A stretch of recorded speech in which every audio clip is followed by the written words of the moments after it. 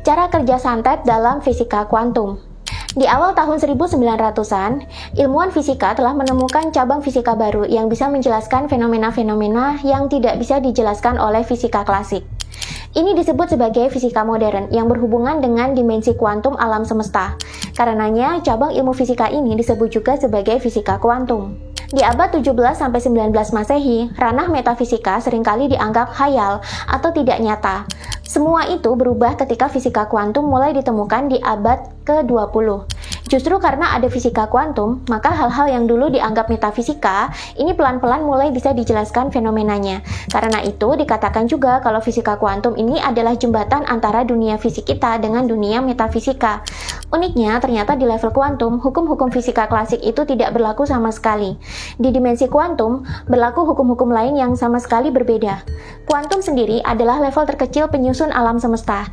Jika kita zoom in, seluruh materi yang ada di dunia ini, termasuk sel-sel penyusun tubuh kita sendiri, maka akan kita temukan kalau sel-sel penyusun tubuh kita itu ternyata terdiri dari beragam jenis atom. Ketika atom kita perbesar lagi sudut pandangnya, maka akan kita temukan kalau atom itu sendiri terdiri dari partikel-partikel subatomik atau yang kita sebut sebagai zarah yang berukuran sangat kecil.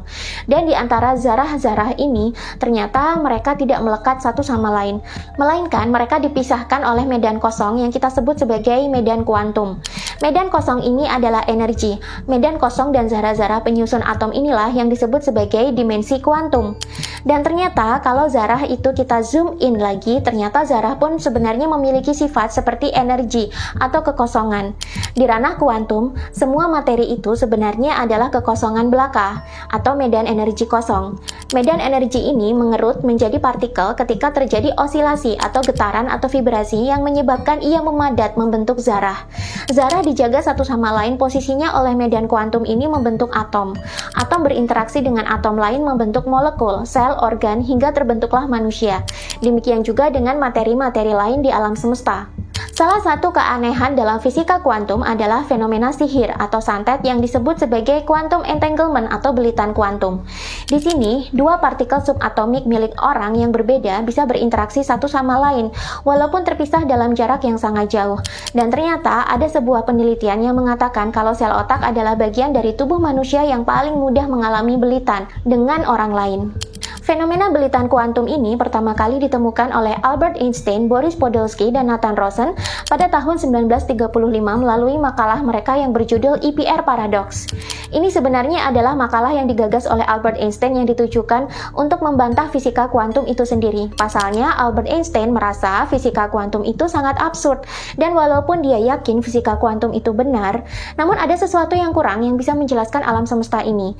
Niat hati mau membuktikan kekurangan fisika kuantum, namun nyatanya EPR Paradox justru menemukan sebuah fenomena baru dalam fisika kuantum, yakni fenomena belitan kuantum atau quantum entanglement. Untuk memahami belitan kuantum atau bagaimana santet itu bisa terjadi, ini bisa dijelaskan melalui analogi dua orang yang bernama Bob dan Alice. Bob dan Alice adalah dua orang yang sama-sama saling kenal satu sama lain dan masing-masing membawa elektron. Bob kemudian pergi ke tempat yang jauh sambil membawa elektronnya. Antara Bob dan Alice tidak ada komunikasi, baik melalui telepon maupun internet. Namun ketika Alice mengukur elektronnya, maka elektron si Bob akan menunjukkan hasil pengukuran yang sama seperti milik Alice, meskipun Bob itu terpisah jarak ribuan kilometer. Misalnya ketika Alice mengukur elektron miliknya yang sedang berputar dan hasilnya adalah spin atas, maka elektron milik Bob juga menunjukkan spin atas.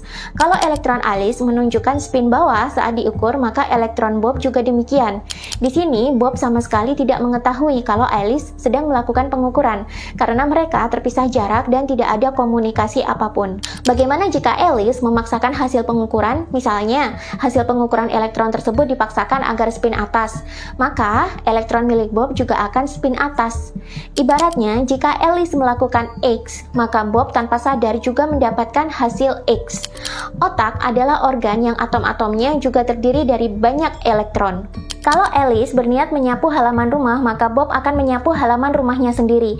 Kalau Alice berniat memelihara hewan di rumah, maka Bob juga memelihara hewan di rumahnya. Zarah-zarah dalam otak mereka ini saling terbelit sehingga apa yang dipikirkan dan dilakukan oleh Alice maka akan dilakukan pula oleh Bob. Yang dilakukan oleh Alice ini persis sama seperti yang dilakukan dukun atau pelaku santet terhadap korbannya. Dukun atau pelaku santet tinggal memikirkan sakitnya ini apa, maka zarah-zarah di otak korban akan menerjemahkannya menjadi realita. Akhirnya korban mengalami psikosomatis dan ini membuat tubuhnya sakit sendiri, tapi saat diperiksakan ke dokter penyakitnya tidak ada. Nah, fenomena Alice dan Bob ini dinamakan sebagai fenomena belitan kuantum atau quantum entanglement. Lalu pertanyaannya sekarang, bagaimana dua zarah milik orang yang berbeda ini bisa saling terbelit? Inilah jawabannya. Dalam fisika kuantum, semua yang ada di alam semesta ini merupakan satu fungsi gelombang yang sama.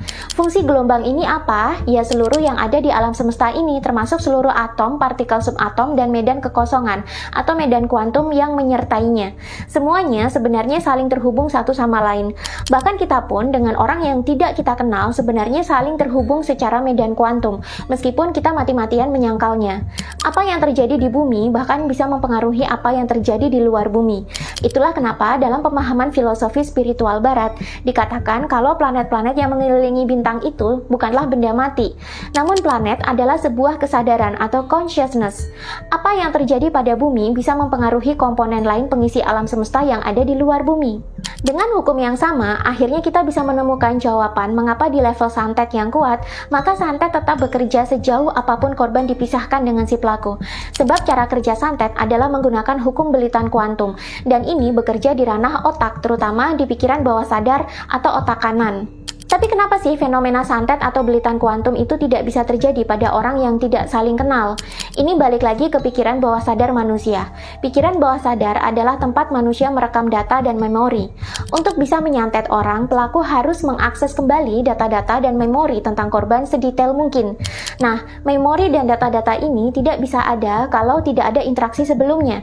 Makin dekat interaksinya, makin intens interaksinya, maka makin banyak data yang terekam dan makin mudah santet itu dibuat. Interaksi juga diperlukan supaya pelaku santet ini bisa menurunkan level energi korban serendah-rendahnya.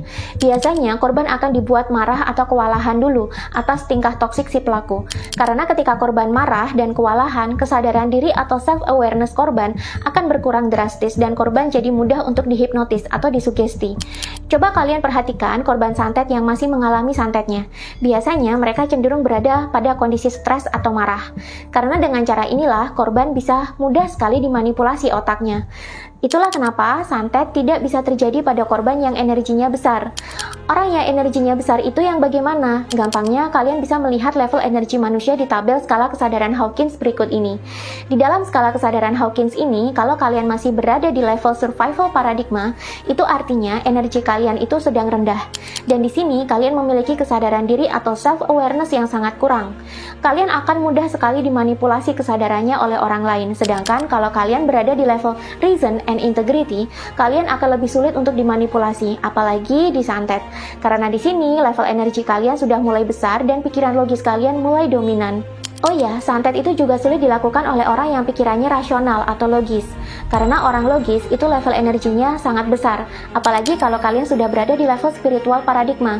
Ini energi kalian menjadi jauh lebih besar. Di level ini pula, manusia mulai menapaki tahap-tahap pencerahan spiritual, di mana di sini manusia mulai menyadari jati dirinya dan mulai menemukan hakikat diri sejati atau consciousness.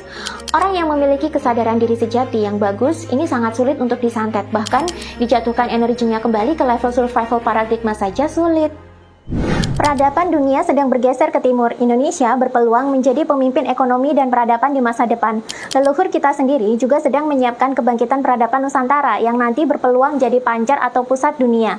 Kalau kamu mengalami kebangkitan spiritual dan punya keinginan kuat untuk memperbaiki tatanan dunia yang sekarang mulai tidak seimbang, maka bisa jadi kamu adalah salah satu yang terpilih untuk ikut mempersiapkan peradaban Nusantara yang baru. Jika kamu punya visi dan misi yang serupa, yuk kumpul bareng aku di akhir tahun ini. Bareng-bareng kita kembalikan tatanan dunia menjadi peradaban baru yang lebih berkesadaran. Saatnya kita kembali ke jati diri, yakni kembali menjadi bangsa Nusantara yang berkesadaran dan menjadi contoh peradaban yang seimbang dengan alam. Aku tunggu kehadiran kalian di gathering dan retreat akhir tahun ini untuk liburan sambil mempersiapkan diri menyambut tatanan dunia yang baru, yakni peradaban Nusantara. Cek deskripsi video untuk mendaftarkan diri kamu sekarang.